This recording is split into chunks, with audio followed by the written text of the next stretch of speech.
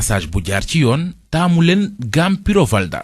Valdafrique ak Pyrovalda ñoo leen di may seen émission rétro sport. asalaamaaleykum sunu mbokk auditeurs yi ñu ngi leen di nuyu ci Sud FM seen rajo 98.5 ñëw ak yéen ci rétro sport. Rétro sport tey bi nag ñu ngi ci invité Cheikh Sidy Ba, ancien joueur du Jaraaf et capitaine, ancien international. Il a participé à la Coupe d'Afrique 2000 avec le Sénégal au Nigeria.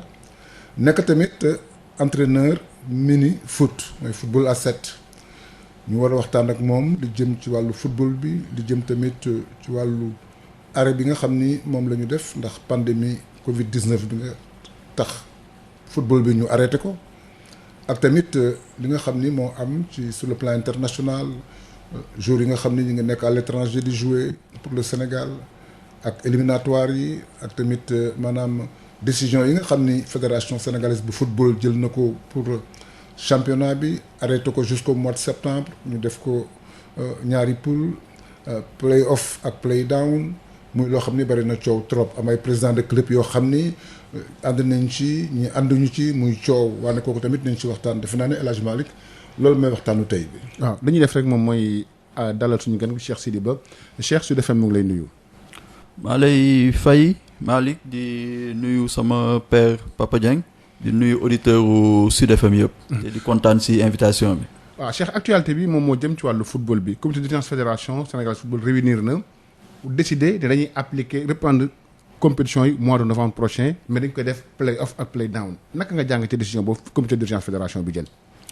décision bi je l'ai appris avec surprise et que dama koy dénoncer comme beaucoup de présidents de club l'ont fait.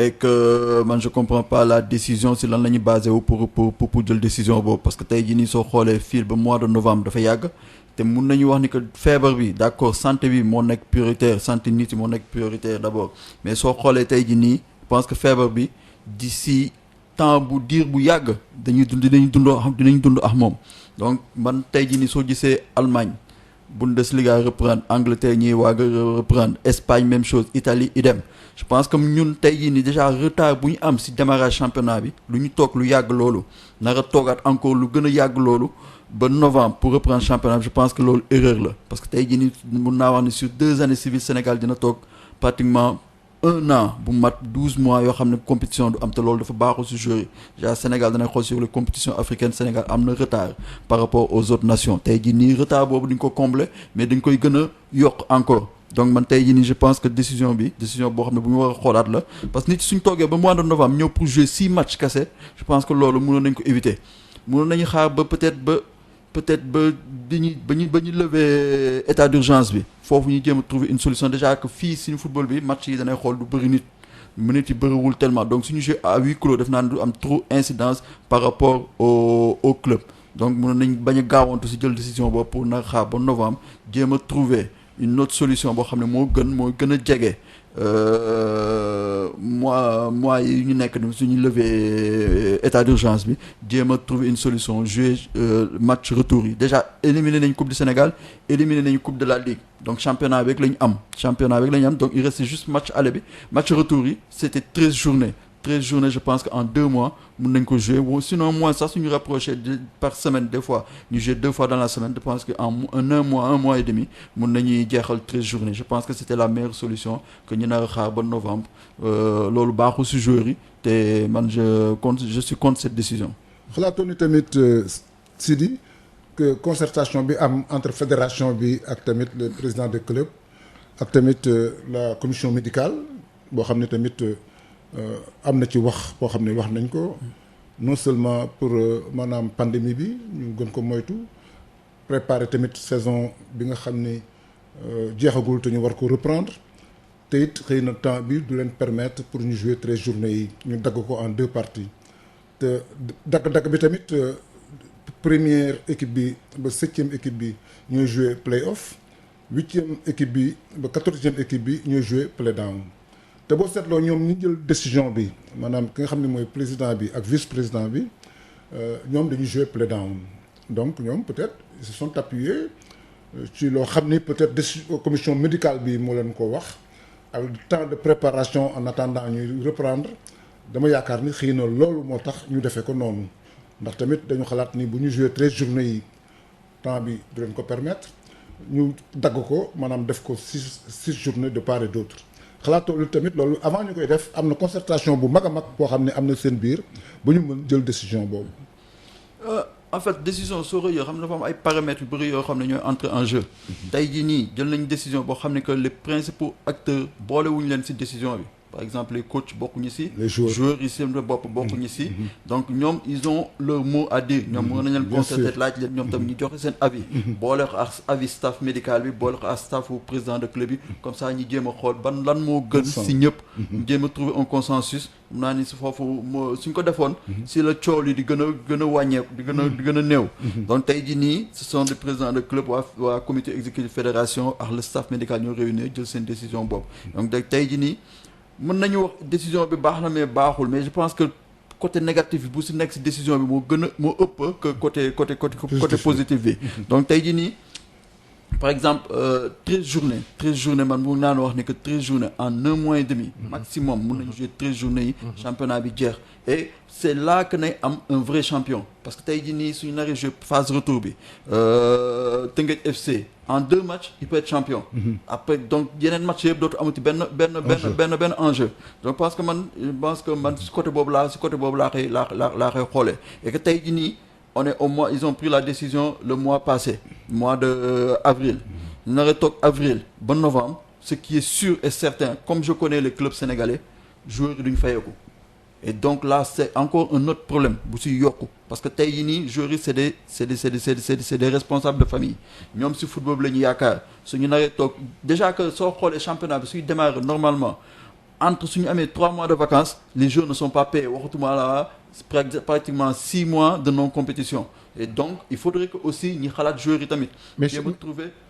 mais Cheikh nga baal na loolu tamit am na décision xam ne fédération jël nañ ko parce que jël nañu accompagner équipe bu nekk 5 millions wax ne bu kenn di résilier bu kenn dindi contrat yi nekk en cours donc am na mesure d'accompagnement boo xam ne fédération jël nañ ko pour gunge équipe bi mais man dama bëgg a dellu soit yow ci équité sportive bi nga xam ne wax nga ko xam nga wax nga léegi ne fii ak 1 mois et demi on peut jouer 13 journées c'est faisable boo xoolee tamit ci wàllu ndax play-off ak play-down dina respecter équité sportive bi nga xam ne moom mooy tax ñu am un vrai championnat.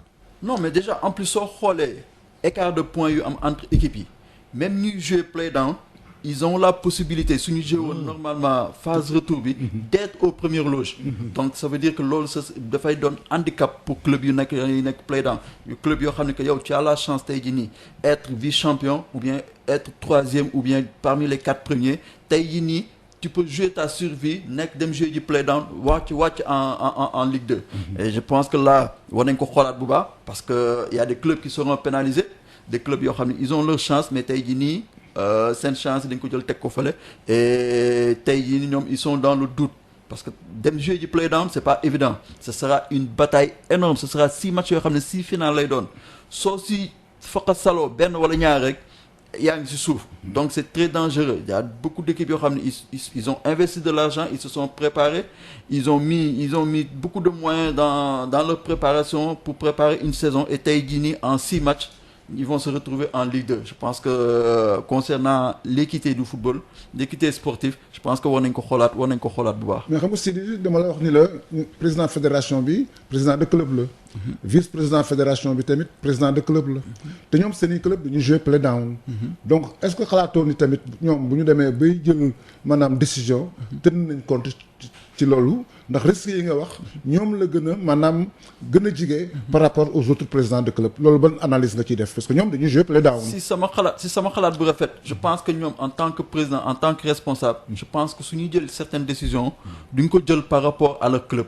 ils mettent d'abord l'ensemble du football sénégalais d'abord l'intérêt du football sénégalais d'abord avant leurs intérêts personnels je pense pour man sama xalaat bu rafet donc tey jii nii ñoom suñu nee ba jël décision bi ça veut dire que d'accord ils se sont concertés avec le staff médical ils se sont concertés avec les membres du comité exécutif pour prendre cette décision mais tey jii nii décision boo xam ne que war nañ gën a xalaat bañ a yàqamti balaa ñuy jël décision bi yóbbu championnat bi ba.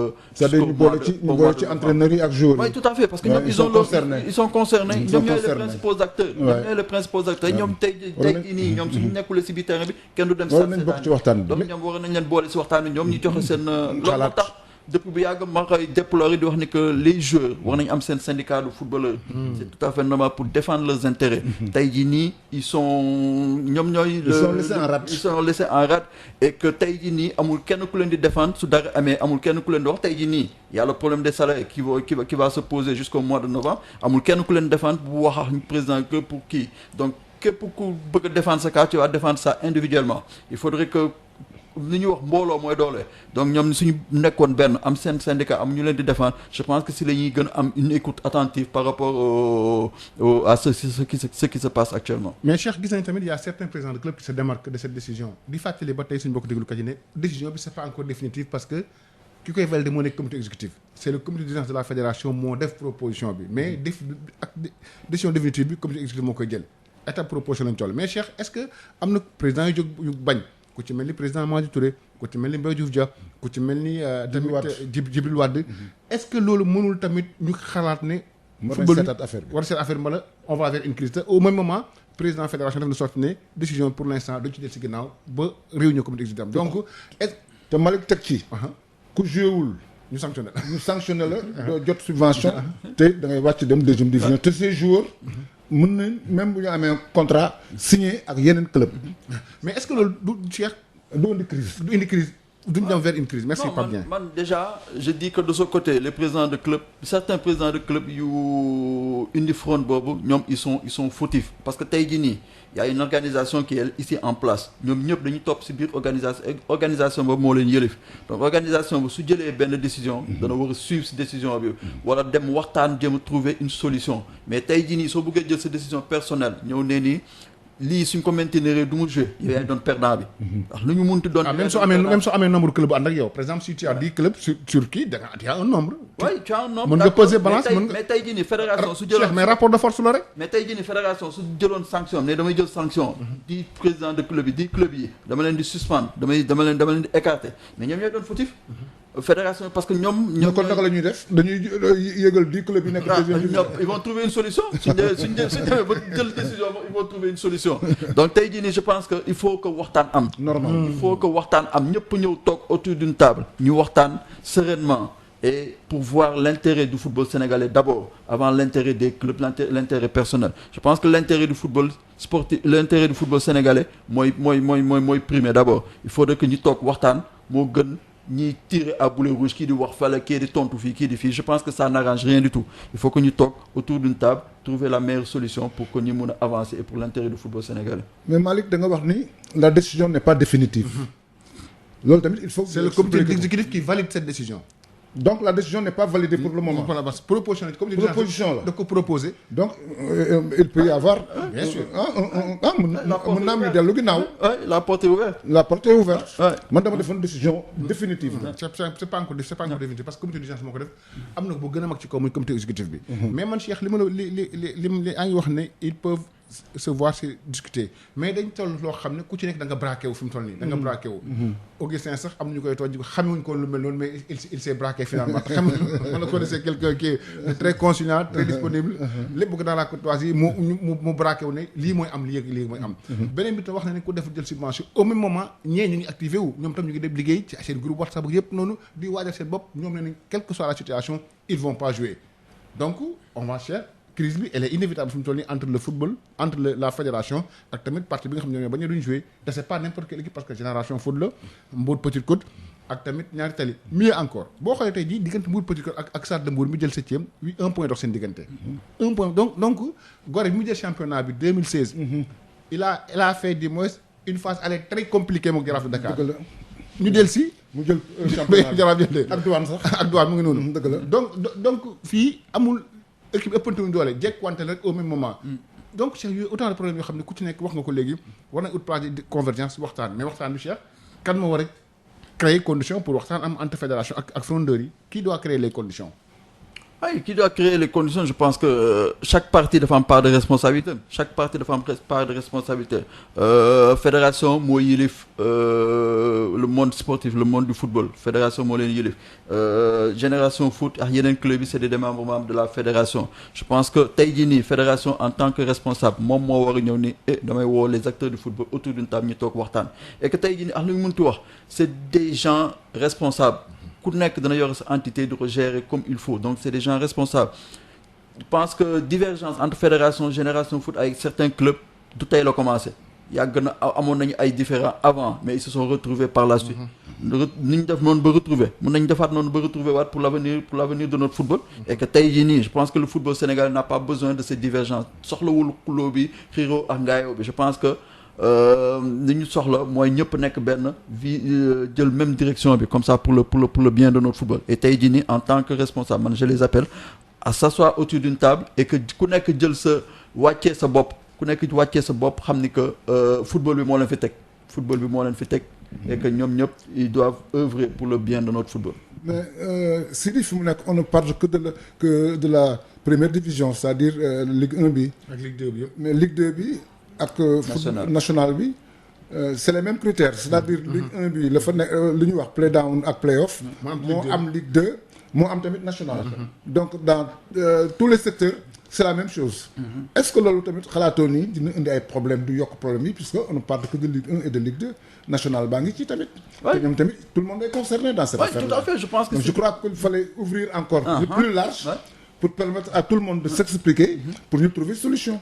non moom laa wax nee naa la que c'est tout l'ensemble du football sénégalais il faut pas que ñi catégoriser yu wax juste Ligue 1 Ligue 2 peut-être d'accord ñoom ñooy élite bi mais ñeneen ñu nekk ci gannaaw ñoom tamit ils sont très importants. impliqués ils doivent être impliqués et tey jii nii man déjà wax naa ko avant ba décision bi génn nee naa tey jii nii soo gisee décision bu ñu jël wax la par exemple le football amateur. je pense que su ma jumulee national 1 la xam national 2. ñu wax ni que peut-être suñu reprendre au mois de novembre peut-être que dafay doon match yoo xam ne à élimination directe tey jii ni xoolal une équipe qui se toog ba mois de novembre pour ñëw jouer un seul match ñu dóor la na toog sa saison jeex je pense que loolu c'est il faut même pas penser à cela c'est très grave de penser à cela une équipe nar a toog pratiquement 6 mois def préparation dépenser xaalisam ñëw jouer un match ñu dóor la na toog sa saison jeex je pense que loolu war nañ ko xoolaat bu baax tey suñuy wax Ligue 1 Ligue 2 war nañ ci boole yeneen division yu nekk ci gannaaw parce que ñoom tamit dañu am seen importance ñoom ils représentent le football amateur et le football amateur pratiquement c'est la base du football de notre football de tout football parce que lépp fa lay door lépp fa lay commencer il y a des gens qui travaillent des éducateurs qui sont là-bas qui forment les gosses qui demain vont représenter l'élite de notre football et que ñooñu tamit war nañ leen jël boole leen ci waxtaan bi comme ñoom tamit ils ont leur mot à dire comme ça ñu trouver un consensus pour tout le football au lieu qu'une décision qui va favoriser la Ligue 1 ou la Ligue 2. mais Cheikh man li ma la bëggoon laa gis nañu en Afrique fédération yu bëree dañoo suspendre seen ay championnat 18 fédérations sur 54 yoo xam dañ ne ñoom fi lañ ko yemale li ni mën lañ gis Guinée def ko Burkina Faso Sénégal peut-être am na seen autonomie bopp am na seen autonomie bopp boo xam def nañ ko ba li ni mel est-ce que suivre logique boobu ci comme tous les pays def du gën a régler problème bi en partie délivrer championnat bi ne tënkee jël nga ko comme yaa jël paie amul wàcc amul yéeg comme on l'a fait benn année mu apaiser ko moo gën à l'image topp ci lu baax kay moo gën def loo xam day indi problème n'est-ce pas cher.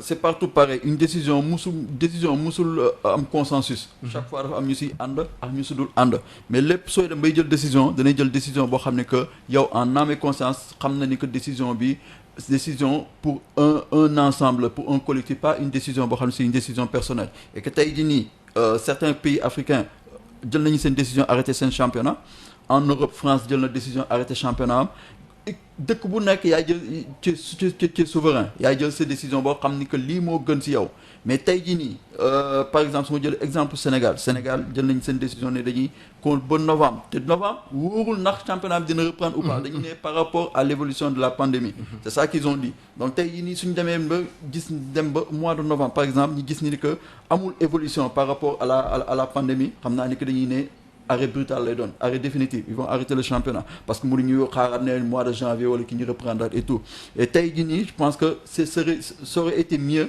def comme yenn pays africains yi jël une décision radicale ne on arrête le championnat Teungueth est champion kii mooy accompagner Teungueth en Ligue des champions mais décision boobu jëluñu ko bañ dem ba novembre man mënoon naa ni que mënoon nañuy jege si date reprise bi mais pas yóbbu au mois de novembre xaar ba ñu lever état d'urgence c'est dans 2 mois normalement ñu lever ko xaar ba ñu lever état d'urgence suñ ko lever ñu xool ndax y a une évolution par rapport à la maladie s'il y a une évolution s'il y a am na recul de la maladie là on peut reprendre facilement parce que lu ñu mënti wax si ni championnat fii soo demee démb jëpp y a pas de monde nit yi bëriwul donc c'est lenn loo xam ne que facilement mun nañ ko canaliser et que ñu jouer reprendre championnat bi jouer les matchs comme il faut avec les mesures qu'il faut et que ñu terminer championnat le plus rapidement possible pour se préparer pour débuter la prochaine saison et que ñi jéem ko calculer par rapport aux compétitions africaines nos clubs vont aller jouer les compétitions africaines et que tey jii nii suñu nag xaar ba mois de novembre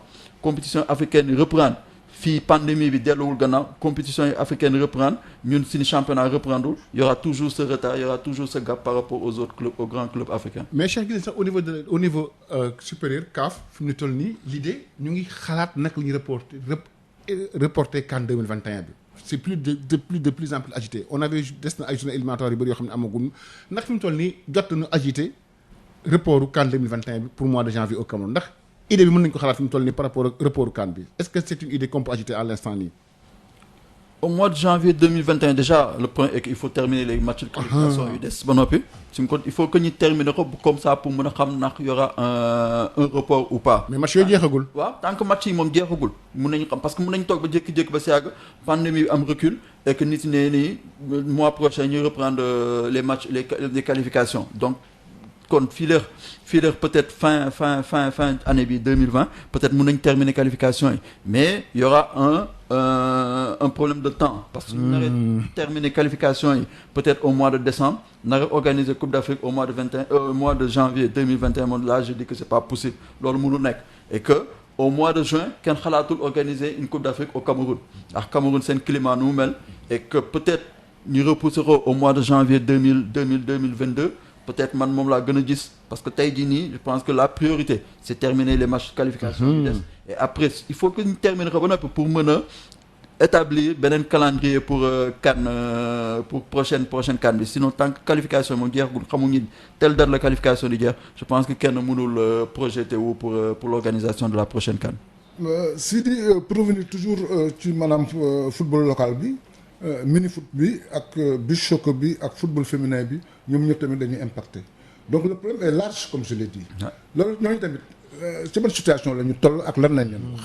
oui je pense que concernant beach soccer Chita l'a dit récemment wax na ko. que ñoom beach soccer bi ils sont laissés en rade. amuñu ils n'ont pas reçu aussi de soutien par rapport à le budget de la force Covid-19 et que mini foot aussi même chose football féminin aussi même chose je pense que tey jii nii suñu jël benn décision qui concerne tous les Sénégalais je pense que dañu war a jël secteur yëpp ku nekk ñi imprégné la ku nekk na sentir ci sa bopp mais tey jii nii suñuy gisee ni que ñii on les a mis à l'écart je pense que ça fait des mécontents et que ñun ñëpp nous sommes tous des Sénégalais tey jii nii soo xoolee ni que unisson bu am autour de cette maladie les Sénégalais comment ils se sont mobilisés ku nekk dugal ci loxoom je pense que loolu war na tax war na yee si ni gouvernants yi ñu am beneen façon bu ñuy doxalee parce que tey jii nii soo sentiree ni que y a des secteurs yoo xam ne qui sont laissés en rade kenn boolewul leen si tey jii nii ëllëg suñu waxee compétition ñoom mun naa wax ni que peut-être dina am une certaine retenue parce qu'ils vont se dire que ñun on n'est pas considéré comme il faut et que tey jii nii ba mu amee jafe-jafe ci dëkk bi les gens yoo xam ne que ñun nous sommes des Sénégalais à 100% ñun kenn boolewuñu ci décision yi kenn boolewuñu ci aide yi et que loolu dafa baaxul parce que loolu dafa indi divergence et que tey jii nii dañu tollu benn moment boo xam ne ñun ñëpp dañu war a nekk benn joxante loxo et que ndimbal su amee rek na ci ku nekk sentir sa bopp ku nekk sentir sa bopp ku nekk gis ci sa bopp nga xam ne que kenn du ci mer kenn du ci kii te yàlla dinañ gën a dimbali pour li ñuy combattre nii mu gën a yomb ci ñun. yow da nga suivre Cheikh lu bëri football international gis nañ ne Allemagne reprendre na France moom dañoo arrêté seen championnat. gis nga sax coow li nga xam ne am na fa. ak Olas gis nañ tamit ne récemment ni Espagne ñu ngi ci wàllu woowu. te pourtant France dañuy jouer Ligue des champions. dañuy jouer Ligue des champions alors sur le plan international d'abord ñu commence par France décision bi nga xam ne France jël nañ ko ñoom avant sax pandémie bi am pic ak yoonam ils ont pris la décision d'arrêter le championnat ci waxtu woo xam ne te arrêté bi gis nga ko Cheikh coow li nga xam ne jur na ko. le discours du premier ministre. waaw. naka nga jàngatee coow li nga xam ne jur na ko ci France par rapport ak pandémie bi ak décision bi ñu jël. mais je dis que France dañ gaawantu trop ci seen décision bi. dañ gaawantu trop ci seen décision bi parce que tey jii nii li Allemagne mën a def. Espagne di ko waaj a def Italie di ko waaj a def. Angleterre di ko waaj a def. je pense que France mën na ko te wàññeeku à l'essence ñu feebar wàññeeku na foofu. waaw te mën na je pense que France mën na ko def déjà tey jii nii soo xoolee France seen confinement bi jeex na donc ça veut dire que les choses commencent à revenir à la normale je pense que mën nañu xaar bañ a jël décision boobu et que ñi terminer seen championnat déjà seen club yi. dañuy pare tam ñuy qualifié pour dañuy jëm jouer ji Ligue des Champions su Ligue des Champions na reprendre au mois d'août et que suñu naree toog tous ces mois sans compétition sans match dafay doon un handicap pour eux dina doon un handicap pour eux par rapport aux autres pays européens yoo xam ne que ñoom dinañ terminer seen saison donc tey jii nii je pense que décision bi jël nañ ko ba noppi elle est définitive mënutuñ dellu gannaaw mais man je pense que ils sont vite allés en besogne mën nañu xaar tuuti xool parce que club mën na soo xoolee réaction pays européens yu bëri muy Angleterre muy Espagne ak Italie ñoom ñëpp dañuy ne tekk xaar ba Allemagne reprendre ñu xool naka lay ndax ça va bien se passer après ñoom ñu soog a jël seen décision fixer seen date de reprise def naa ne mun nañ Allemagne nag ñoom ils ont pris leur responsabilité nekk leader jël seen décision boobu ne dañuy reprendre à telle date et ils ont repris gis nañ ko amul benn problème joué nañ 4 journées ça se passe normalement le seul problème bu si amee mooy le manque de public et c'est tout à fait normal je pense que mënoo reprendre di woo public bi affaire bi di gën a yokk et tout à fait et je pense que c'est la meilleure décision et que les autres pays européens vont suivre derrière et je pense que France loolu la ñu war a def xaar tuuti xool comment ça va se dérouler avec les autres pays pour mën a reprendre seen championnat mais je pense que c'est une décision qui est déjà prise et que je pense que c'était pas la meilleure décision. mais xalaatu ni Pape Sidi que loolu tamit dina am handicap ci Paris Saint-Germain ak Lyon yi nga xam ni dañu war a jouer compétition européenne yi puisque UEFA ñoom dañ ñëwoon nañ xaar pour ñu seet naka la ñuy def France comme li nga wax premier ministre bi génn ni dañuy arrêter lépp est-ce que loolu tamit du handicapé PSG ak Lyon bi nga xam ni dañuy jouer compétition européenne yi ci huitième de finale yi. si handicap bu rëy la parce que déjà soo xoolee championnat de France arrêté nañ depuis mois de mars. depuis mois de mars tey jii nii ñu ngi si mai ñuy dugg si juin ils vont reprendre les entraînements je pense fin juin début juillet pour peut-être jouer Ligue des Champions au mois d'août. Donc mois yooyu yëpp. reprendre championnat bi au mois d'août. tey jii nii doonay wax ni que joueurs français yi ñoom ñëpp mois yooyu yëpp dañuy toog sans compétition yeneen club yi yeneen pays européens yi ñoom di compétir di jouer et donc tey jii nii su Ligue des Champions na recommencer que ça soit pour Paris que ça soit pour Lyon dafay doon handicap pour ñoom parce que du ñu am rythme te dañuy tomber ci période boo xam ne mois d'août période bu tàng lay doon surtout en Europe période bu tàng temps bi dafay lourd et donc dañuy am beneen handicap encore tey jii nii yeneen pays ils auront un avantage sur eux parce que ñoom compétir nañu joué nañ terminé nañu seen saison et que tey jii nii que ça soit Paris ak Lyon yëpp ñoom dinañu am handicap bu rëy par rapport aux autres clubs européens. mais est-ce que pandémie bi Cheikh amul njeexital ci wàllu transfert joueurs yi yow da nga yëngu ci wàllu woowu noonu ndax pandémie bi amul lu mu xam ne indi na ko ci wàllu transfert joueurs yi. ah bu baax. ci exemple ci nan. tey jii nii par rapport aux demandes qu'on reçoit. club yu bëri lu ñu lay demander mooy seen priorité des joueurs libres lañ lay laaj parce que tey jii nii club yëpp amuñu moyen pour jënd yenn joueurs yi. parce que bu dul woon pandémie bi club yi dinañ continuer comme ni ñu doon def avant mais tey jii nii mercato bu doy waar lay doon ren jii nii déjà les dates fixé guñ ko. date de début et date bu ñu koy jeexal date fin bi fixé guñ ko parce que kenn xamagul fan lañ fu nay teg sa tànk ñëpp ñi ngi xaar par rapport à l'évolution de la maladie nu muy demee comme ça pour ñu mën a fixer date yi et que club yi mën a kii tey jii nii soo xoolee dans les centres de formation en France jeunes yu nekkoon stagiaire pro yëpp pratiquement mun naa 70% des jeunes amuñu proposition contrat professionnel. ñu bëri ils sont à la rue actuellement parce que si une situation économique bi demee la les clubs n'ont plus d'argent et que ñoom ils veulent pas se lancer def jël ay risques yoo xam ne que ëllëg daf leen di jural leneen donc tey jii nii c'est un mercato boo xam ne que kenn xamul nu muy demee parce que tey jii nii je pense que tout le monde est dans le noir ñi ngi xaar évolution bi et que par rapport aux jeux qui seront disponibles qui seront sur le marché et que tey jii nii soo xoolee quelques mois en arrière joueurs yoo xam ne que ils avaient une valeur marchande bu kawe tey jii nii ñoom ñëpp seen valeur marchande dafa wàcc ñoom ñëpp par exemple tu prends comme Sadio Mané Mohamed Salah ñoom ñëpp seen valeur marchande dafa wàcc c'est par rapport à ce qui se passe actuellement dans le monde et que il faut ñu xaar que d'ici quelque temps la situation revenir à la normale pour ñu delluwaat fi ñu nekkoon mais mercato bi nii moom yenn transfert yu ñu doon dégg avec des sommes énormes di nga ko dégg de Icardi moo si mujj fu mu ne nii moom son transfert était estimé à 70 millions d'euros Paris 50 millions la ko mujj jënd donc noonu lay demee joueurs yu bëri yoo xam ne que dañu amoon valeur marchande bu kawee suñ leen di jënd nii ni moom seen valeur marchande dina wàcc bu baax. et yéen agents yi comment vous vivez naka ngeen dundee situation bi yéen. avec beaucoup d'anxiété parce que agent si moment mercato bi day mën a def sa liggéey mais tey jii nii soo bu fekkee dana nar a def ay yenn transferts yoo xam ne c'est des transferts gratuits sans indemnité de transfert et tout commission bi na sena am commission boobu doo ko si am parce que la commission est calculée par rapport si montant transfert bi ak salaire joueur bi tey jii nii les salaires vont baisser les transferts pratiquement transfert ay certaines sommes dootu amati les clubs privilégient des joueurs libres ou en prêt et tey jii nii je pense que mercato bi ni moom foog naa ni que gars yi dinañu serré takk ceinture bu baax serré ko ndax parce que nu mu doon demee avant ak nu muy demee nii moom dina jaaxal tey danay xool tey jii nii pratiquement beaucoup de transferts beaucoup de négociations actuellement se font à partir de l'internet parce que les gens évitent les déplacements déjà que les frontières sont fermées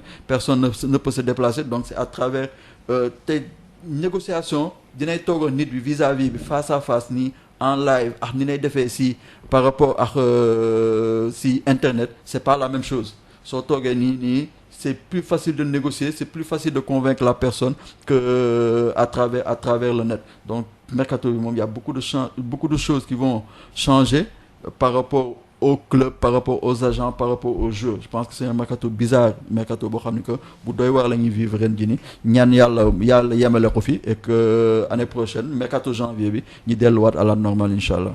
si di loolu tamit dina am conséquence ci équipe nationale yi. parce que boo xoolee Sénégal première place bi mu jëloon en Afrique ak tamit équipe am niveau bi mu amoon est-ce que du am impact ci maanaam performance équipe yi par rapport à la pandémie.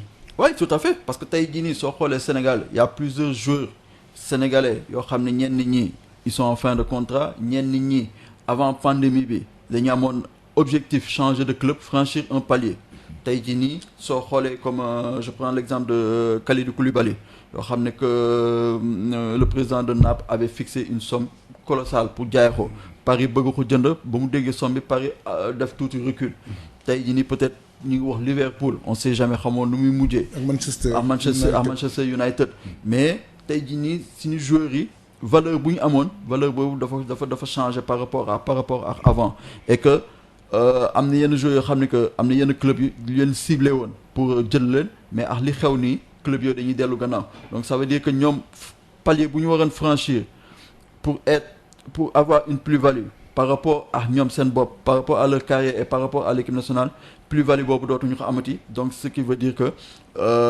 palier boobu ñu waroon franchir nga xam ne suñu franchir un palier aller au-dessus expérience boobu ñu am dañuy ñëw répercuter ci équipe nationale bi parce que tey jii nii Sénégal soo xoolee Sénégal dafa nekk ci benn ligne boo xam ne ligne buy jug la ligne boo xam ne dafay yéeg de Sénégal bi joué finale Coupe d'Afrique bii passé waroon ñëw suñu joueurs yi am une certaine plus-value par rapport à ligne de Coupe d'Afrique bi monter franchir un palier amener une autre expérience pour équipe nationale tey jii nii expérience boobu duñ ko am parce que club joueurs yooyu palier bu ñu waroon franchir duñ ko franchir donc dañuy rester au même niveau et que loolu dafay doon handicap pour équipe nationale et que ñi ngi ñaan yàlla affaire bi gaaw a jeex ndax si joueurs yi continuer seen progression pour le bien de notre football pour le bien de l'équipe nationale et que ñaan yàlla que li ñuy séntu depuis bu yàgg yàlla dimbali ñu ko si prochaine CAN bi di ñëw. on parle aussi de Sadio Mané que waa Real dañ ko soxla Zidane na ngi insister yow da nga xalaat ne mu toog Liverpool mi nga xam ni mu ngi fay briller te amu fa benn problème moo gën pour le moment que muy dem dans un autre club comme le Real qu'est-ce que tu en penses qu'il reste à Liverpool ou qu'il aille au Real yow pour yow ban gis-gis nga ci am. man su ma xoolee par rapport à une gestion d'une carrière. man je me dis que Sadio a un autre palier à franchir. Sadio a un autre palier à franchir et que tey jii nii pour man c'est leur H. Parce que Sadio, il a 28 ans. Je pense que c'est une occasion pour lui de signer un dernier ou avant-dernier gros contrat et d'aller dans un club mythique qu'est le Real de Madrid. Mais Liverpool est champion d'Europe en titre. Oui, Liverpool est champion d'Europe en titre et Liverpool, normalement, si tout se passe bien, sera champion d'Angleterre. Donc, ce qui veut dire que... C'est un grand club comme le Real. Ce qui veut dire que Sadio en Angleterre aura fait le tour. Aura gagné la Ligue des Champions avec Liverpool, aura gagné le championnat avec Liverpool. La Coupe du Monde des clubs. Coupe du Monde des clubs. Et que tey jii nii, je pense que pour sa carrière, ce serait bien que si carrière, si CVM si Sadio a été joueur du Real de Madrid, du grand Real de Madrid. Bien que Liverpool est un grand club, d'accord. Mais pour man, Real de Madrid est un palier au-dessus. Tu tournes. Actuellement. Liverpool moo gën a côté Real de Madrid de légende. Oui, tout à fait. Non, mais soo xoolee dans de légende waaw de légende mais soo xoolee si seen parcours depuis ba club yi existé ba tey jii nii tu te dis que Real est au-dessus déjà que Real 3 fois de suite champion 10 fois Ligue des Champions. 10 fois Ligue des Champions. Combien de fois la Liga? Combien de fois la Coupe du Monde des clubs? Et que loolu soo ko xoolee si palmarès bi si CV bi danay ne que le Real de Madrid est au-dessus de Liverpool. Liverpool est en train de faire sur le papier. Liverpool est en train de faire actuellement ay jéego yu rëy pour combler gap bi. Mais ba léegi des na. Et que tey jii nii Sadio a fait le tour à Liverpool. Je pense que pour lui, ce serait bien qu'il aille au Real de Madrid vivre leneen parce que Real lu ñu mënti wax Real c'est une institution. Real c'est une institution et je pense que tout joueur de football rêve de jouer un jour au Real de Madrid ou au FC Barcelone. Loolu moom tout joueur de football a ce rêve et que tey jii nii il est à deux doigts de réaliser ce rêve. Si c'est possible man mun naa ko wax ni que il peut franchir ce palier. Il peut franchir ce palier, mais décision soo koy jël danay peser le pour et le contre. Tey jii nii Sadio est devenu un élément incontournable à Liverpool. Est-ce que il aura ça au Real de Madrid? On a vu de très grands joueurs qui sont partis qui ont brillé dans le club, dem dans un autre grand James et loolu tax ma wax ni que décision boo xam ne que avant soo koy jël moom danay toog bu baax xalaat bu baax peser le pour et le contre. C'est pas une décision boo xam ne que sur un coup de tête dana koy jël. Tey jii nii y a l'aspect financier, il y a l'aspect sportif et que tey jii nii je pense que Sadio normalement je le pense il est bien entouré et que il faudrait que ñoom ñëpp ñu toog seen biir waxtaan trouver pour jël la meilleure solution pour Sadio parce que Sadio dafa nekk sur une pente ascendante. Il faut pas dire que pour une décision sur une minute na jël benn décision boo xam ne que mën na la yàqal loolu yëpp. Mais est-ce que décision boobu Sadio jël te mënuñ voilà pour Kalidou Koulibaly bi nga xam ne mu ngi Naples te Naples du jouer grand lu mais Ligue Europa lay jouer après mu toog. te moom waxul dara ba pare au moment où il prend de l'âge léegi. Il prend de l'âge même sur le plan réflexe sax léegi yu bëri mu koy commencé ñàkk. Est-ce que loolu valable pour Sadio c'est pas valable pour Kalidou Koulibaly Cheikh Sidi? Non mais je pense que pour man. Sadio ak Kalidou Koulibaly pour man c'est pas le même cas. Tey jii nii Kalidou Koulibaly soo ko jëlee Kalidou Koulibaly dafa nekk dans un club Naples. D'accord, Naples c'est un grand club en Europe mais pas à l'image de Liverpool, pas à l'image de FC Barcelone, pas à l'image de qui. Kalidou Koulibaly depuis combien d'années il est à Naples? Il n'a rien gagné à Naples. Sur le plan européen Naples day dem dina génn premier tour Ligue des Champions après ñu versé ko Ligue Europa Ligue mu dem toog mu dem Ligue Europa ak di dooxu mu toog tey jii ni Naples n'arrive pas à gagner le championnat italien et que Kalidou Koulibaly dafa nekk dans un tournant de sa carrière boo xam ne que pour être parmi les meilleurs il faudrait qu'il soit dans un grand club.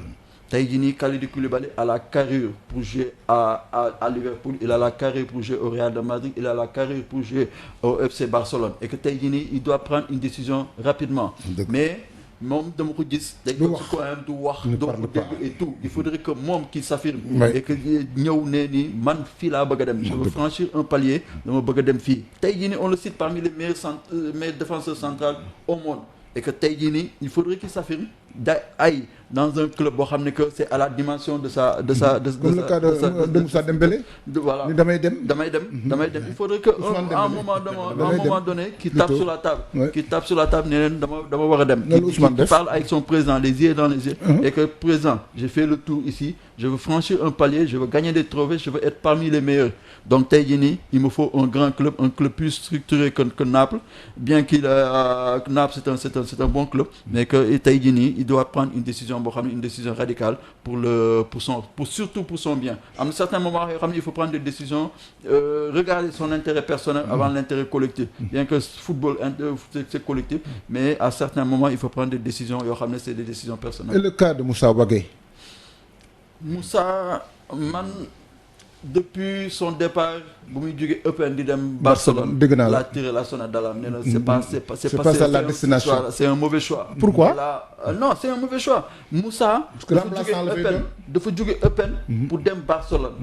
gis na différence bu am entre un club comme Eupen ak un club comme Barcelone. dafa war a franchir ay paliers di wut ay club intermédiaire di wut ay club intermédiaire su demee franchir benn palier après franchir benn palier. comme ça bu ñëwee nekk titulaire. voilà su demee nekk titulaire bien qu'il a joué la coupe du monde 2018 mais kiiwul loolu coupe du monde 2018 donc saison c'est dans la régularité et que Eupen la nekkoon Eupen noo xam ne club boo xam ne que la relégation les jeux Belgique mu bëgg a ñëw dans un grand club mythique comme FC Barcelone ça a été une décision boo xam ne que moom d'accord ma si woon et que tey jii nii moo ko jural lii yëpp tey jii nii dem na Nice il a eu un peu de temps de jeu te xoolee Nice levé wul option d'achat parce que ñoom xam nañu lu tax donc ça veut dire que am na lu bëri lu des si moom nag si jaaroon benn club intermédiaire si la ko waroon am pour mën a étoffer wu pour prendre de la bouteille et que franchir ay paliers dellu na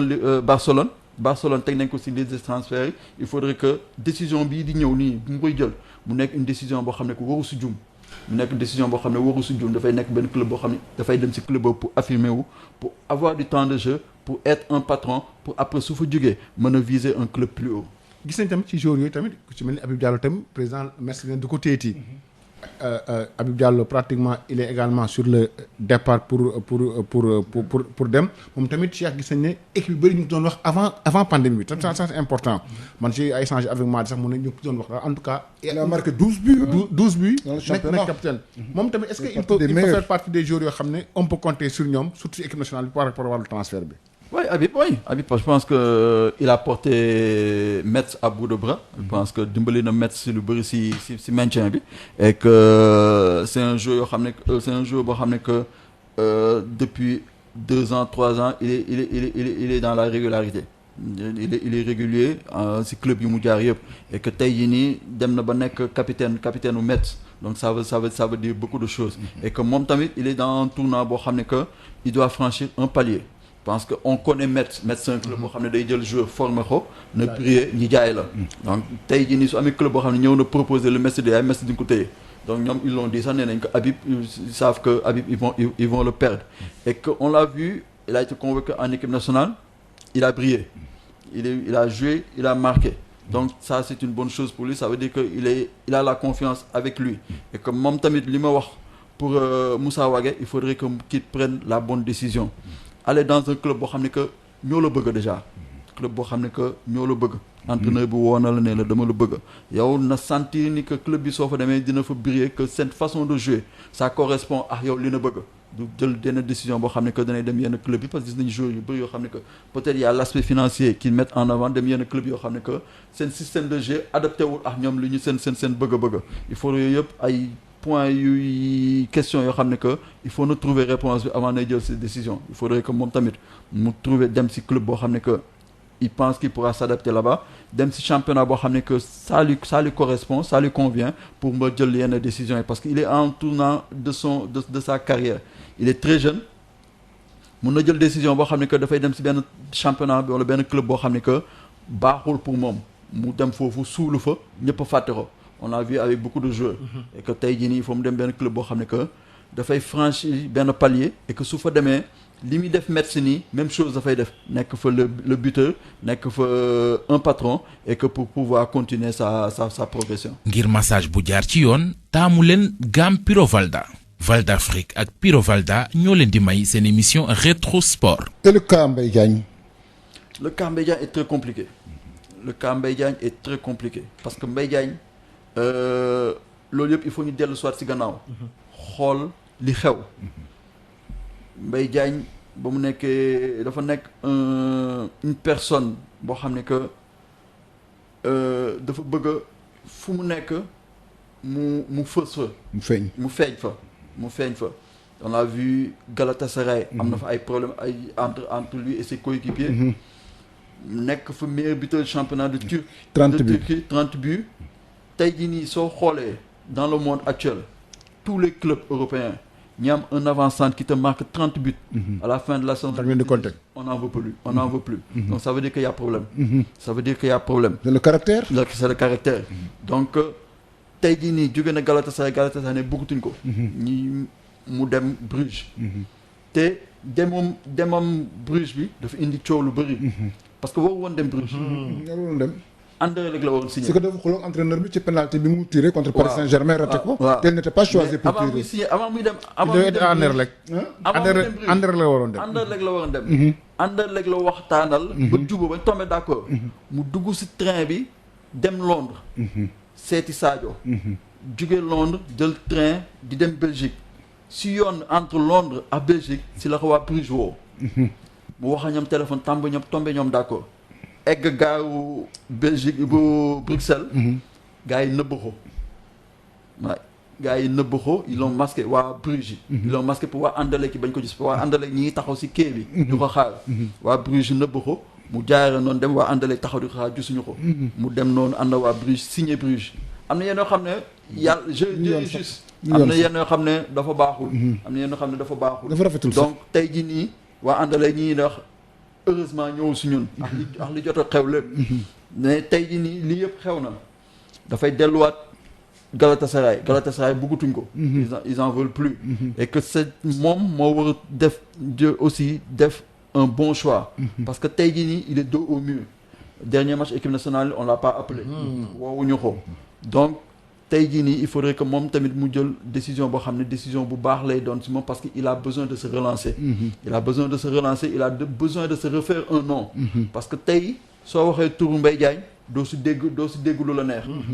et que tey jii nii il est dans une mauvaise passe moom moo war a delluwaat li defoon force am avant. ba mu nekk meilleur buteur ba mu nekkee Kassim Passa. ba mu ñëwee Galatasaray nekk fa meilleur buteur ba mu demee Chine la même chose. dégg naa ni si Mbaye Diagne boobu la ñu war a gisaat.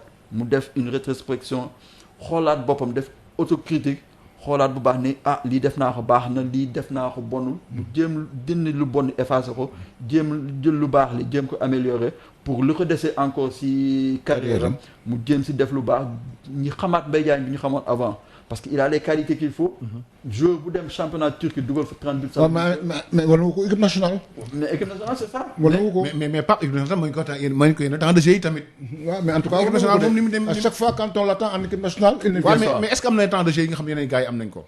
mais Malick mën nga am 5 minutes de jeu sax feeñ. waaw mais man Cheikh Pape dafa dugg dynamique bu am importance c'est-à-dire gis nañ ci joueur yi tamit gis nañ ku mel ni Mbaye Niang y a également Krépin Diatta est-ce que ñun tamit jot na pour ñu changer club surtout Krépin bi nga xam ne il est de plus en plus annoncé avec insistance ailleurs fële que Bruges. waaw Krépin il est encore jeune. 21 ans. 21 ans je pense que defagul dara ci football. il est sur une bonne dynamique. il faudrait que ñi encadrer ko bu baax pour décision bu muy jël mu nekk décision bu baax pour moom tey yii nii il suffit pas que ñu ne Krépin est demandé partout. et que il doit faire ce saut. Il doit se poser des questions pour savoir si décision bi mu ko jël ce sera la bonne décision ou pas. tey il est dans un club boo xam ne que il est incontournable à Bruges. Il fait partie des meilleurs à Bruges et que tey jii nii. il est champion. Il est champion de Belgique. pour man sama gis-gisu bopp man dama gisoon ni mu toogaat jouewaat une deuxième jouewaat à Bruges. jouewaat Ligue des Champions jéem a exploser foofu Ligue des Champions et après mu franchiraat beneen palier soo xoolee Krépin équipe nationale CAN bii passé il a fait un bon début. Après mu flanché. Donc ça veut dire que des na encore des na donc il faut que confiance boobu mu jéem ko am avant muy franchir un palier. Il reste un petit joueur. Dem dans un grand club. Surtout quand on parle d'un championnat comme l'Allemagne yi wax Hertha Berlin soxla loxo tey jii nii. Milan c'est au-dessus de la Belgique. C'est un autre championnat. Il faudrait qu'il s'affirme encore plus, qu'il prenne encore beaucoup plus de bouteilles, qu'il prenne encore plus de confiance pour franchir ce pas. Pour man su ma ko doon conseiller su ma ko gisoon mu di ko conseiller dama koy nee ni xaaral tuuti toogal Belgique une saison encore na jëlaat plus d'expérience jëlaat plus de confiance en toi et après tu pourras franchir ce palier. mais Cheikh gis nañ li ñu am yëpp Sénégal traîne en Afrique. On a parlé de belles brochettes de footballeurs Sadio Mané, Kalidou Koulibaly, Mbaye Niang, Crépin am na joueurs yu bëree bëri mais Cheikh le Sénégal tarde encore à s'imposer en Afrique gis nañu tout le temps dana baax at mu nekk day baax da du baax mu chaque fois bu ñëwee bu ñu ànd ak ay déception ak ay jooy yu métti lan mooy expliquer li ñu am yëpp ba pare mënuñu imposer wu surtout cas bi nga xam ne ñëpp a ngi koy xaar fi mu toll nii Cheikh Sidi Ba. Oui, je pense que la première chose bi ma gis il y a un problème de mental. Je pense que Sénégal surtout Sénégal suñu demee ba foog ni arrivé nañu rek les joueurs se lâchent.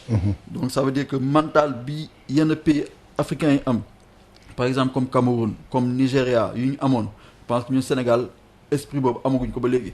Tu prends une équipe comme l'Algérie.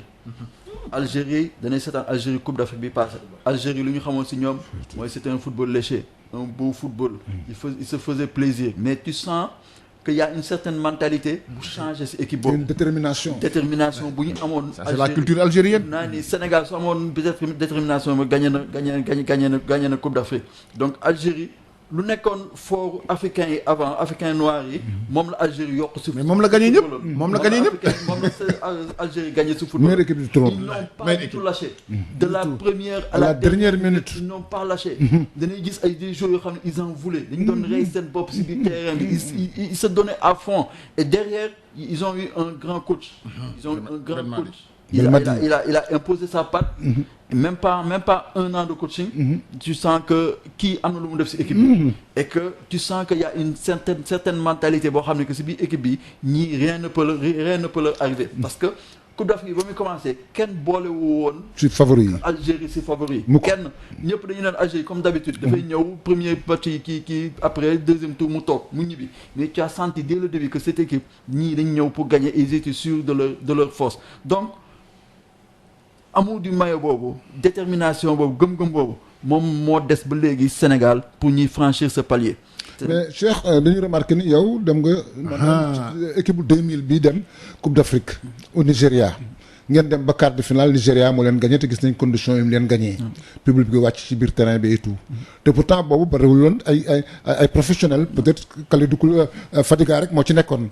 mais mentalité boobu ngeen daan am est-ce que réellement xalaat nga ni mu ngi ci équipe nationale. mais Pape est-ce que ñoom sax amoon nañu mentalité boobu noonu parce que tamit keroog Nigéria bu wàcc bi rek moom moo leen. est-ce que loolu non moo changé match bi public bi wàcc moo changé match bi moo tax man laaj la mentalité boobu yéen ngeen daan dugg ci terrain ak détermination bi ak gëm-gëm boobu est-ce que gis nga ko ci équipe nationale bi non des na parce que lu ñu mënti wax ñun équipe boobu y avait un noyau dur boo xam ne que mais c'était presque des locaux c'était des locaux des joueurs du championnat national voilà yoo xam ne que ñoom ñoo fi nekkoon ils voulaient se faire un ay yow ay Assane Ndiaye après man ma ñëw yokku si Fadiga ñëw yokku si Assane Ndiaye dem si yàlla Pape Malick Diop ñëw yokku si Pape Sarr donc il y avait un nombre restreint boo xam ne ñoo jóge woon extérieur ñoo yokku si ñun ñi ñëwoon extérieur ñun dañuy ñëw fondre si biir groupe bi ñooñu inculquer ñi seen mentalité. mais et l'entraîneur bi aussi. te li amoon avant. moo amatul léegi. parce que avant danay gis ni que Peter fi nekkoon. il avait le temps largement de travailler avec ce groupe. chaque période dafay organiser ay regroupement. joueurs yi di entraîner xamante seen biir am une certaine mentalité am un certain état d'esprit. ñun ñi ñëw nag fondre si biir.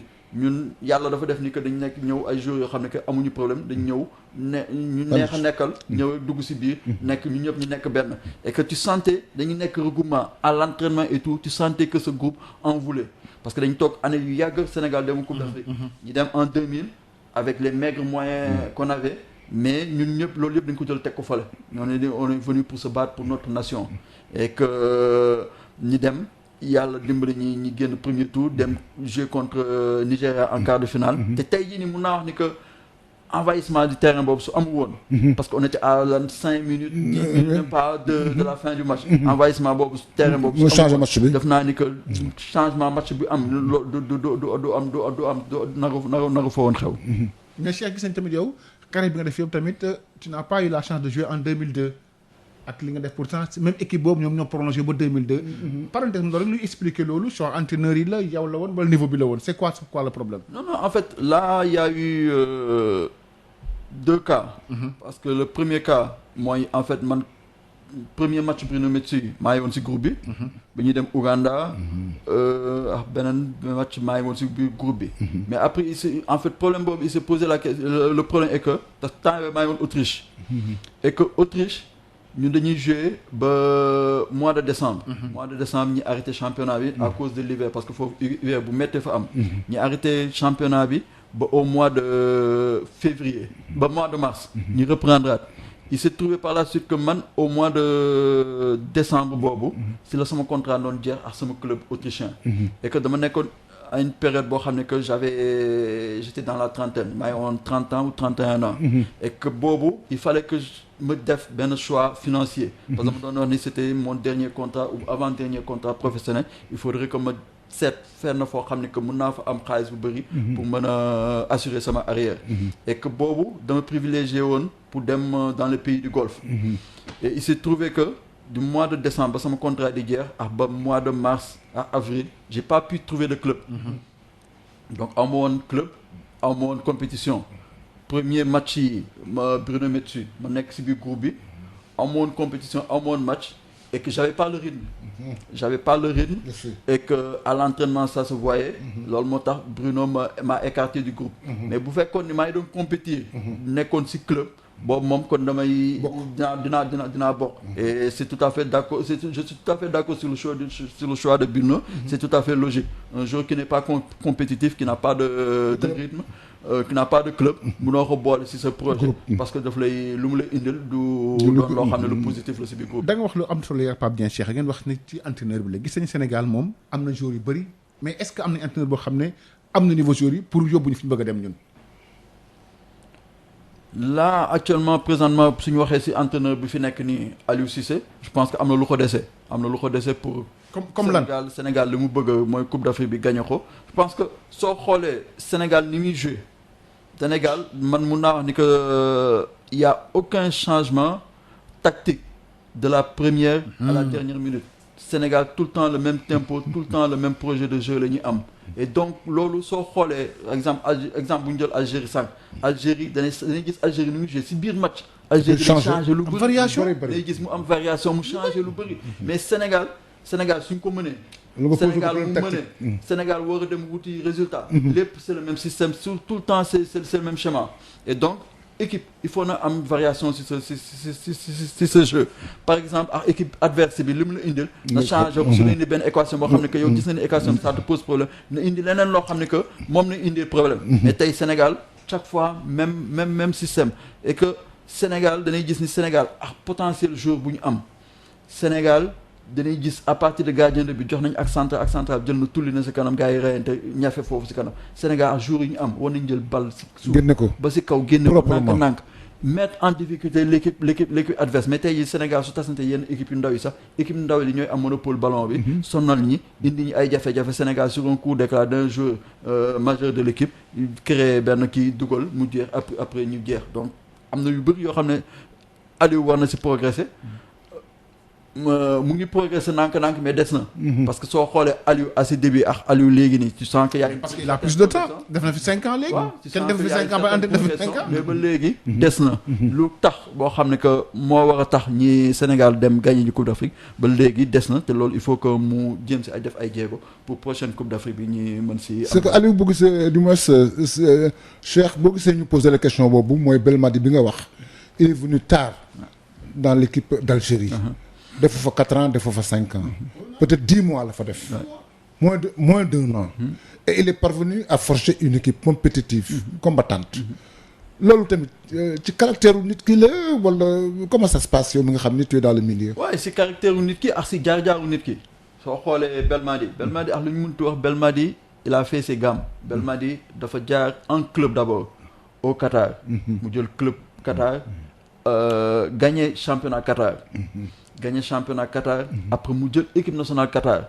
gagné la Ligue des équivalent Coupe d'Afrique des Nations bu arabe yi. mu gagné ko. la Coupe du Golfe mu gagné ko donc ça veut dire que moom dafa jàng. mais Aliou personne ne lui connaît un poste d'entraîneur à part. adjoint équipe olympique Karim Séga Diouf dem si yàlla na ko yàlla yërëm. amiin après mu ñëw. jox ko équipe nationale A. donc ça veut dire que si ñun. kon il a brûlé les étapes. voilà il a brûlé les étapes. tey jii nii soo xoolee si équipe tu te dis que si équipe nationale yi la commencé jàng. quand tu entends am na benn match avant contre Algérie. Belmadi conférence de presse am. ñëw ne Aliou. Sénégal bi lay joué classement nii lay defee changement yi. kii mooy génn kii mooy dugg et ça s'est passé comme ça.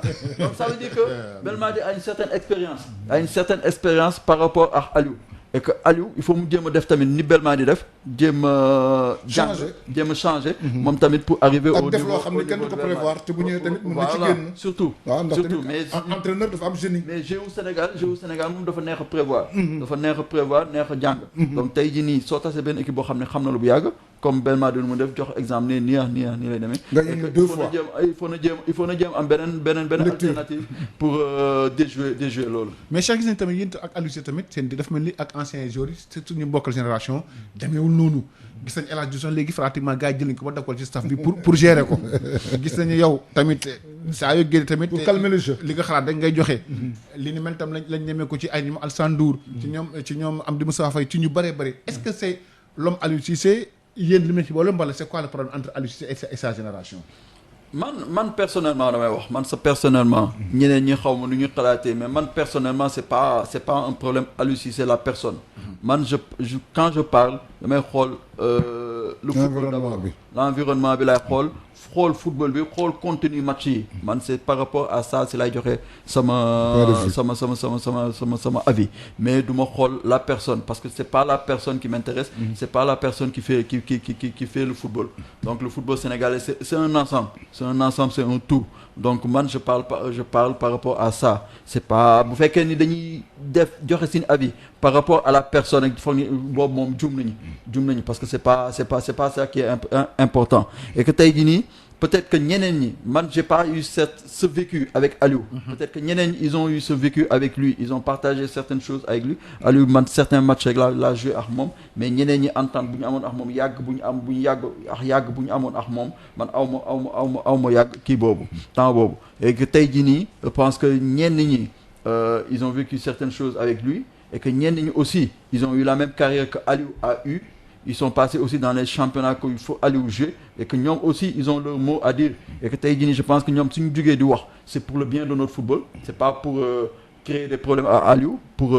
jéem ko fi jëlee et le non loin de là je pense que ñoom ñëpp c'est pour surtout ils parlent d'un côté positif c'est surtout pour le bien de notre football et que tey jii nii pour man sama gis-gis mooy Aliou war na leen déglu c'est lui l'entraîneur en chef su leen dégloo ku nekk mu jël sa avis léegi moom su toogee moo c'est à lui de faire le tri jël avis positif yi gànnaayoo ko jël avis négatif yi teg ko fale parce que c'est pas que ku nekk su waxee rek lu baax lay wax am ñoo xam ne ils disent quelque chose de bon am ñoo xam ne ils disent quelque chose de qui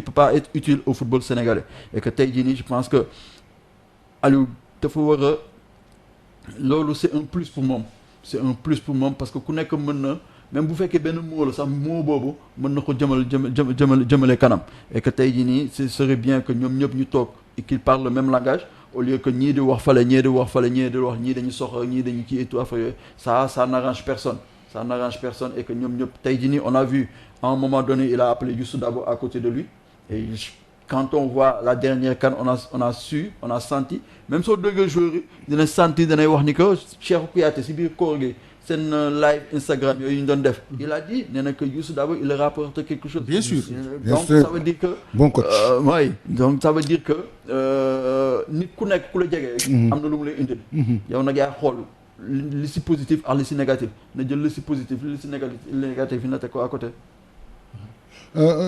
Cheikh ci championnat français bi tamit gis nga ay Sénégalais yoo xam ni dañu bokk maanaam ci ñu primé pour ñu nekk meilleur joueur africain ci championnat yi pour kiiwu trophée Foé ñu jël ci ay Sénégalais ku ci mel ni avant-centre Metz bi ñuy wax léegi. Habib Diallo Mbaye Niang Edouard Mendy Mbaye Niang ak Edouard Mendy ak Gana.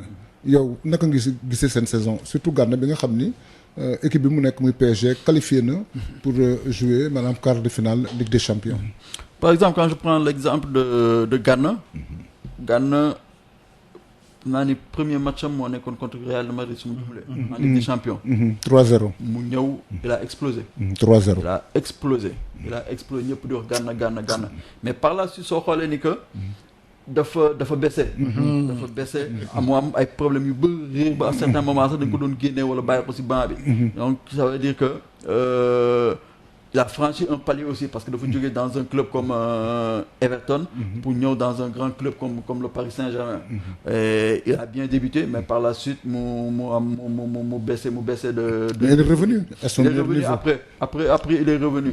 Mais donc ce qui veut dire que peut-être que c'est une période d'adaptation. waaw c'est une période d'adaptation c'est un environnement bu bees si moom. il faut que mu adapté wu jël la température la bonne température. pour mieux carburer mais je sais que c'est un joueur qui a la carrière pour être le patron du milieu de terrain du Paris Saint-Germain. C'est pas anodin que ñu nommé aussi parmi les pour être pour être gagnant du trophée Marc-Vivien Foé. Donc il est dans un grand club bien structuré et que il va jouer la Ligue des Champions pour se montrer, c'est une vitrine pour lui. Et je pense que su demee ba jël la bonne température du club, je pense qu'il peut être un très grand du Paris Saint-Germain. Le gardien de but. Edouard, je pense que Edouard, tout le monde connaît ses qualités, que ça soit en équipe nationale qu'à Rennes. Je pense qu'il s'est montré et là, il est parmi l'un des meilleurs gardiens du championnat français et qu'il est sur une bonne lancée au Montamé. Il a les qualités, il a beaucoup de qualités. Il est très bon, que ça soit aérien, que ça soit sur la ligne, jeu de pied et tout. Et donc, s'il continue sur cette lancée, je pense que aussi il pourra être dans un plus grand club que Rennes et que continuer sa progression et c'est pour le bien de l'équipe nationale et on lui souhaite bonne chance et espérons qu'il puisse franchir ses paliers comme il faut. Et le cas Mbaye Niang il s'est assagi. Mbaye Niang il s'est assagi parce que Mbaye Niang bu ñu xamoon avant bu jóge woon Cannes dem Milan AC jóge Milan AC ñëw Montpellier ak frasque yu mu doon def yëpp et que léegi nii je pense que il s'est assagi maintenant il devient un homme. Il devient un homme entre guillemets et que tey jii soo xoolee par rapport à ses performances yu mu def à Rennes tu sens que Mbaye Niang a franchi un palier et il est sur la bonne voie. Tey jii nii on le voit. Il veut aller à Marseille. Tout le monde connaît que Marseille, atmosphère à Marseille, le club, comment il est difficile. Et que Taïdini, tu sens que il a une certaine rage et il a pris de la confiance en lui.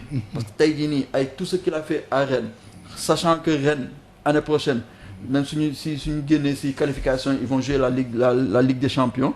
Et ils préfèrent aller jouer la Ligue des Champions à Marseille, connaissant le contexte marseillais. Ça veut dire qu'il a pris confiance en lui.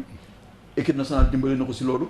Maintenant tout le monde parle de Mbaye Niang et que donc ça veut dire que il est sur la bonne voie. Il faudrait qu'il continue comme ça et que les antécédents yu amoon avant mu nekk ay vieux souvenirs pour moom et que mu continuer sur cette lancée. mais Cheikh ñu dellusiwaat ak yow sa carrière. gis na yow fii nga jógee dem bitim réew dellusiwaat am lu jaar yu bëree ci wàllu football bi. Est-ce que pourquoi après le retour xalaatoo gis nañ jaraaf bi nga fa nga bokk ñu bëri ci wax ñu ne yow doomu jaraaf nga. dama lay wax ne le papaam doon président fédération sénégalaise de football. Amadou Ba Dizende. Donc c'est un garçon qui est d'une famille sportive. ci la juddoo ci la màggee. à telle enseigne que joué jaraaf encore. donc papaam membre fondateur la du jaraaf. mais Cheikh gis nañu qu'est-ce que lan nga apporté jaraaf yow gis nañu jaraaf bokk l'une des rares équipes yoo xam ne dañuy privilégier seen ay anciens internationaux seen ay anciens joueurs gis nañ boo xoolee banc jaraaf bi ay Léopold la ñoom Boy Bandi Mansour Ayanda Victor sax il a été certainement sur le banc du jaraaf. Pourquoi pas Cheikh Sidi Ba yow la mbala gars yi ñoon contacté mbala lan la mbala da nga bàyyi jaraaf léegi. non xam na en fait c'est pas que dana doon ancien footballeur wala ancien international que tu dois être entraîneur. par exemple. mais non Cheikh par rapport ak sa yow sa jaar-jaar. ak sa vécu. bokk ci ak ci li nga bokk. parce que man lii Pape Ndiaye man fàtte woon naa ko. yow doomu jaraaf man yow doomu jaraaf na waaw. mais duñ la gis nga gu ci waa jaraaf loolu lay laaj. waaw moom laa expliqué nii. ça veut pas dire que dana doon ancien footballeur wala ancien international que dana war a doon entraîneur wala dana war a doon dirigeant. wala kii man j'ai joué au Jaraaf. dama joué Jaraaf joué Jeanne d'Arc. Jeanne d'Arc man ba may génn dem milieu professionnel Jeanne d'Arc laa jógee. donc. dama ko loon waa Jaraaf ma la. non même option boo defoon la. non c'est un choix personnel parce que en fait. est-ce que c'était difficile facile parce que ci xëccoo bi am ci diggante Jaraaf ak wujj bi am. doomu Jaraaf xëy na leen Jeanne d'Arc. amoon benn difficulté par rapport à mon père par rapport à ma famille parce que en fait mon père il est ouvert d'esprit. et que loolu amoon benn problème c'était une décision personnelle parce que dama toog Jaraaf à un certain moment amoon temps de jeu. j'avais besoin de temps de jeu. ma dem GIA waa GIA woo ma dem foofu. temps de jeu bu ma amu woon Jaraaf ma am ko GIA. te fa laa jógee dem génn dem bitim réew. donc c'était une décision personnelle boo xam ne dama ko jël. tooguma sax waxtaan sax sama papa. xëy na ba sax dégg ni maay dem GIA. pour te dire que ñun suñu famille on est ouvert y a pas de problème de ce côté. et ça n'a pas été une décision difficile. parce que man Jaraaf moo nekk sama biir xol. mais y a ma carrière d'abord que je mets en avant et que su ma xamee ne que lii moo baax sama carrière dama koy def donc c'est loolu moo taxoon ma dem Jeanne d'Arc tey jii nii lu tax na mel ni duñ ma gis si waa Jaraaf may nekk foofu et tout affaire di militer parce que c'est une décision aussi personnelle parce que tey jii nii man par exemple suñu waxee mini foot bi coach mini foot je suis là-bas par accident. Parce que le responsable du mini-foot, muy Cheikh Mbacke Ndiaye, moo ma gis personnellement ne ma dama bëgg na jàppale ma. mais man dans ma tête musuma am ambition nekk entraîneur. donc yi ma dama jàppale ko indi ko sama expérience bu ma jot a am si football. loolu moo tax ma nekk fa mais c'est pas dans la durée c'est pas loolu na nga xam ne que c'est un métier d'avenir pour moi. donc tey jii nii lu tax nekkuma Jaraaf parce que man. jëluma décision awma ambition de militer ci biir club yi parce que man am na ci beneen côté boo xam ne ci lay yëngu. donc tey jii nii mënuma boole métier d'agent de jeu. et aussi à côté de cela j'ai ma société privée. boo xam ne que ci leneen lay yëngu. du même pas dans le sport. et que tey jii nii yooyu yëpp ça me prend assez de temps. donc de ce fait mënuma boole loolu yëpp. et que tey aussi y a la façon de faire des clubs aussi sénégalais la mal-organisation bi fa am ak ni ñuy gisee gis-gis bu ñu am si dans le monde du football bokkul ak sama gis-gis donc tey jii nii yooyu yëpp soo ko gisee que xam ni que yow ñii bokku leen gis-gis soo fa demee peut-être que dina am ay tiraillement wala et tout affaire pour mieux éviter tout cela loolu moo tax man je suis en retrait mais Jaraaf saa yu jeu man je suis au stade bien sûr je suis au stade c'est-à-dire match et tout affaire je suis le club même junior yi suñu jeu damay dem cette année seen championnat donc je suis le club pas près mais de loin je suis derrière et aussi j'essaie d'apporter ma pierre à l'édifice parce que am na yenn jeux étrangers yoo xam ne jot nañu jouer dernièrement Jaraaf championnat joueurs yooyu man maa leen fi indi maa leen signé au Jaraaf donc ça veut dire que d'un côté maa fay indi sama participation et ton équipe de quartier le Koussoum malheureusement depuis suñu dernière année maasu Anda ba Koussoum gagné coupe bi la Koussoum gagné coupe ba léegi nii et que chaque fois soo fa mais booy da ñëwal que ñiñ gagné coupe et tout mais aussi li may def Jaraaf tey maa koy def Koussoum dama fa indi sama participation d'un côté aussi suñu ma woowee ñe ma liyaax li tam su ma ne ma jàpp si et que je suis toujours derrière parce que Mar Kader c'est la même famille Mar Ablaye Niang c'est la même famille ay mbokk lañu et que sama kër maam muy rue 1 donc ça veut dire que ba léegi notre bonjour à Kader Niang aussi ancien président de l'ODCAV léegi ça veut dire que ma Koussoum tamit sama loxo mu ngi ci biir mais je fais tout ça avec un certain recul gis nañ tamit Cheikh yow tamit ci wàllu Bichi Soko tamit bokk ci ñi ko propulsé kon on peut dire que Cheikh Sidy Ba touche à tout la ci football bi ak comment ça s'est passé le Bichi Soko après finalement kenn gisatu la encore waaw man avant tout le football sax mais le sport c'est ma passion le sport c'est ma passion man sport yëpp laay suivre et donc Bichi Soko lu ma fa yóbbu mooy sama dernière année ba may arrêté sama carrière c'était en 2007 ma ñibbisi dama ñibbisi même pas une semaine Chita ak Boy Bandi yëg ni maa ngi fi ils m'ont appelé nee dañu préparé Coupe d'Afrique beach soccer dañu bëggoon na ñëw jàppale ñi beach soccer musuma xoon jouer. Ah bon musuma ko woon jouer donc ma ne leen beach soccer ñu ne ma suuf et tout affaire ma ne loolu moom dina doy waar ma ne waa d'accord on va essayer je suis allé une fois à l'entraînement dem 2 fois 3 fois ma commencé jël prendre goût et vraiment je l'ai pas regretté et je dis merci à Boy Bandi je dis merci à Ibrahima Ndiaye Chita parce que permettre nañ ma découvrir benn discipline boo xam ne xaw ma ko woon benn discipline boo xam ne ça m'a amené beaucoup de plaisir dem nga ci championnat d'Afrique ça m'a permis d'être champion d'Afrique 2 fois de jouer 2 fois la coupe du monde de beach soccer et mu nekkoon ay expériences yoo xam ne des expériences vraiment enrichissantes des expériences yoo xam ne du ma ko fàtte mu sama àdduna ma am fa une relation humaine bu ma fa am fa beaucoup d'amitié yu ma fa am mu jël ma jàng fa lu bëri tamit ma jàng fa lu bëri dem foofu Chita tout dernièrement mu koy wax ni que am na fu mu koy wax nii ni que dañ doon dem coupe d'Afrique coupe du monde j'étais le seul joueur boo xam ne que day jouer 3 mi-temps yëpp ak âge bi mu amoon donc ça veut dire que am na leneen loo xam ne que parce que man li may def rek lu mu jug di def rek je le fais avec sérieux dama koy jox àqam ba mu mat sëkk lu mu jugee def dara man dama siy dem ba jeex tàkk loolu moo ma permettoon j'étais le seul joueur boo xam ne que permettoon na ma am condition physique boo xam ne que daan naa jouer 3 mi-temps yëpp te bañ a génn et donc ñoom dama leen di remercier mu nekkoon une expérience boo xam ne du ma ko fàtte une expérience très enrichissante ça m'a permis d'être double champion d'Afrique jouer coupe du monde et que mu nekk affaire boo xam ne que ça restera toujours en moi. Cheikh man laaj bu mu laaj parce que émission bi jeex na yow gis nañ ne agent de jeune nga yow yaa transféré woon Sori Keita bi nga xam ne tojoon na fi championnat bi moom ñoom Sylvain Badji année douane boobu noonu que devient Sori Keita. Sori mi en France actuellement mi en France du jeu national 2. moom tamit malheureusement dafa nekkoon des mauvaises décisions yu mu jël. dem benn moment boo xam ne que. maanaam bi mu dem Maroc. ba muy dem Maroc ñoo ko signaloo fale WAC. WAC de Casablanca. ñu signaloo mais il n'a pas brillé au WAC. non il n'a pas brillé on lui a donné sa chance il n'a pas pu la saisir. Confiance bi mu amoon fii douane amu ko woon foofu au Maroc parce que dafa dem yàlla mbiru yàlla la tamit dem na foofu ça n'a pas marché pour lui et après mu bëgg a jël yoonu boppam mu demal yoonu boppam dem France di jouer ci division yu ndaw et que ça a été une mauvaise décision pour lui parce que après il a regretté mais malheureusement c'était trop tard mais c'est comme ça le sport c'est comme ça des fois ça marche pas loolu yëpp si décision bi nay jël la. parce que am na certains moments yoo xam décision yoo réfléchir bu baax faut na réfléchir si bu baax waxtaan si ak ay nit avant nay jël certaines décisions.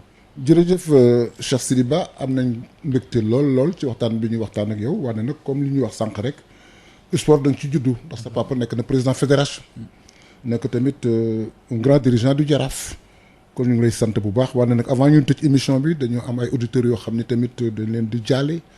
ku ci mel ni Momar Ndiaye ancien président de la Jeanne d'Arc qui a perdu sa femme ñu ngi ko koy jaale bu baax a baax di ñaan yàlla mu xare ko àjjana ak ku ci mel ni tamit Ndiougo Ndiaye un grand auditeur ancien ambassadeur du Sénégal en Gambie et au Gabon doon nit ku baax koo xam ne moom tamit dafa génn àddina ñu koy jaale bu baax a baax na tamit émission bi à chaque fois bu ko dégluwaan daf may woo di ci waxtaan ak man ak tamit Djibi Watt di nga xam ni maanaam gorom la ndax sóoru Djibi Watt nday sëyal ramatu ñu ngi leen di jaare ak tamit di leen jaale di ñaanal tamit soxnaam yàlla may ko wér ak gudd fan te jëkkëram tamit yàlla na ko yàlla xare àddina Djibi Wade moom soxnaam mu génn àddina ñu koy jaale puisque souvent dañ koy invité ci émission bi mu ciy ñëw ak beaucoup de plaisir kon Djibi Wade président NGB ñu ngi koy jaale bu baax a baax soxnaam soosu nga xam ni dafa génn àddina ak tamit Abdoulaye Fofana ancien journaliste l'un des premiers présentateurs à la télévision nationale fils de Abdoulaye Fofana moom tamit président fédération sénégalaise de football ñu koy jaale ñoom Fatou ñoom Lamine ñoom Gogo ak ñëpp bàyyiwuñu kenn di ko jaale waa SICAP yëpp donc chers auditeurs de Sud FM fii la émission bi di yem ñu am mbégte lool te di leen wax ni nañ ko tegaat incha allah ëllëg après le journal de la nuit à Sud FM seen rajo. ngir massage bu jaar ci yoon taamu leen gamme Piro Valda. Valda Afrique ak Piro Valda ñoo leen doon may seen émission Rétro Sport.